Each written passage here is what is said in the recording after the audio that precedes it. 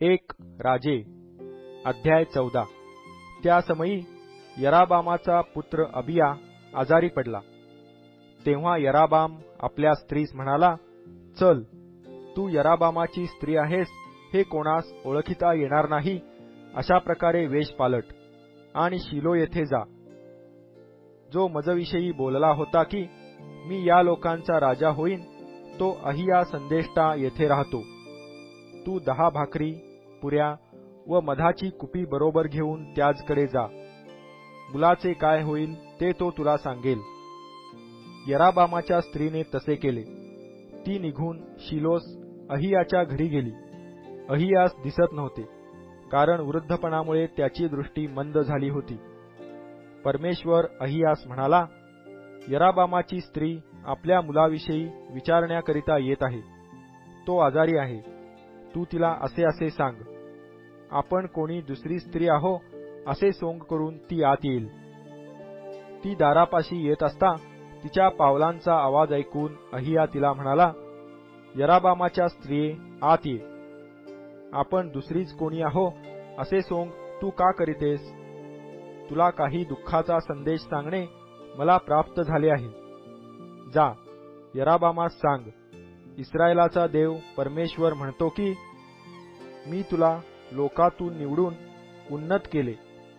माझे लोक इस्रायल यांचा तुला मी नायक नेमिले आणि दावीद घराण्यापासून राज्य काढून घेऊन तुला दिले। तरी तू माझा सेवक दावीद याच्याप्रमाणे वागला नाहीस। दावीद माझ्या आज्ञा पाळीत असे। तो मला जीवेभावे धरून राहिला व माझ्या दृष्टीने जे योग्य तेच तो करीत असे। पण तुझ्यापूर्वी होऊन गेलेल्या सर्वांपेक्षा तू अधिक दुराचरण केले आहेस। मला सोडून तू अन्य देव व ओतीव मूर्ती केल्या आहेत। अशाने तू मला चिडवून संतप्त केले आहे आणि मजकडे पाठ केली आहेस। यास्तव पहा, मी यराबामाच्या घराण्यावर अरिष्ट आणीन। यराबामाच्या घराण्यातल्या प्रत्येक पुरुषाचा मी उच्छेद करीन, मग तो इस्रायलाच्या बंदीत असो की मोकळा असो।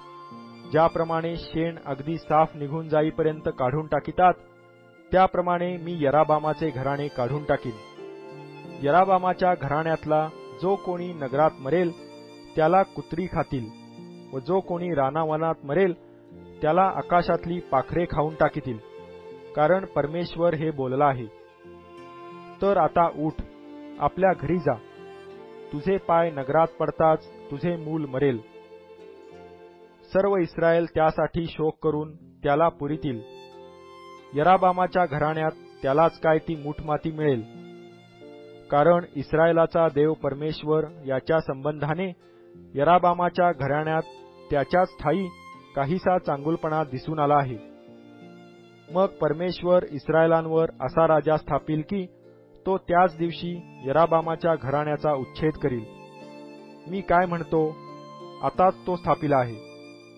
बोरू पाण्यात कापतो त्याप्रमाणे परमेश्वर इस्रायलास हाणून कापविल, व जी उत्तम भूमी त्याने त्यांच्या पूर्वजास दिली होती तीतून त्यास उपटून काढून नदीपलीकडे त्यांची पांगापांग करील, कारण त्यांनी अशेरा मूर्ती बनवून परमेश्वरास संतप्त केले।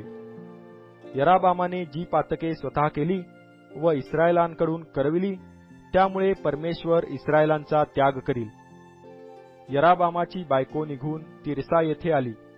तिचा पाय घराच्या उंबरठ्यास लागताच मूल मेले।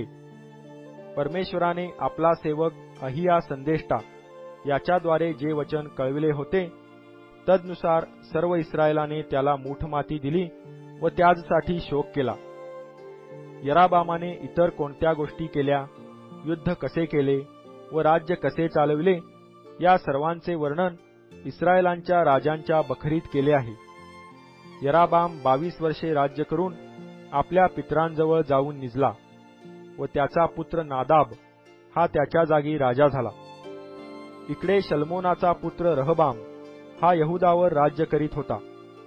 रहबाम राज्य करू लागला तेव्हा तो 41 वर्षांचा होता।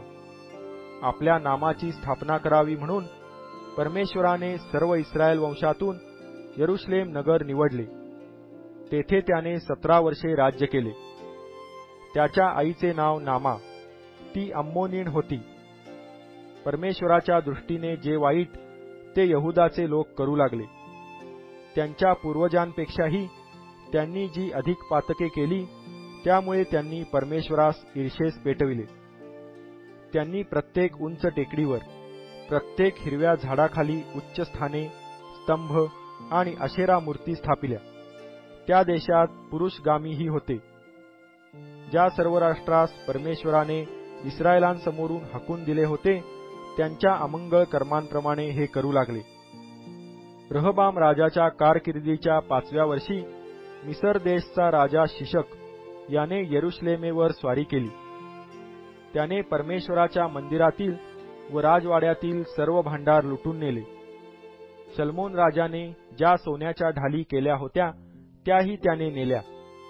रहबाम राजाने त्यांच्याऐवजी पितळेच्या ढाली बनविल्या आणि राजाच्या स्वारीपुढे धावणाऱ्यांच्या व राजवाड्याची रखवाली करीत असणाऱ्यांच्या स्वाधीन त्या केल्या. राजा परमेश्वराच्या मंदिरात जात असे तेव्हा हे धावणारे त्या ढाली घेऊन पुढे चालत आणि मग त्या आपल्या चौकीत आणून ठेवीत. यराबामाने केलेल्या इतर गोष्टींचे व जे जे काही त्याने केले त्यांचे वर्णन यहुदाच्या राजांच्या बखरीत केले आहे, नाही काय? रहबाम व यराबाम यांच्यामध्ये लढाई सतत चालू होती. रहबाम आपल्या पितरांजवळ जाऊन निजला व त्यांनी त्यास दावीदपुरात त्याच्या पितरांच्या कब्रस्तानात मूठ माती दिली. त्याच्या आईचे नाव नामा, ती अम्मोनीन होती. त्याचा पुत्र अबियाम हा त्याच्या जागी राजा झाला.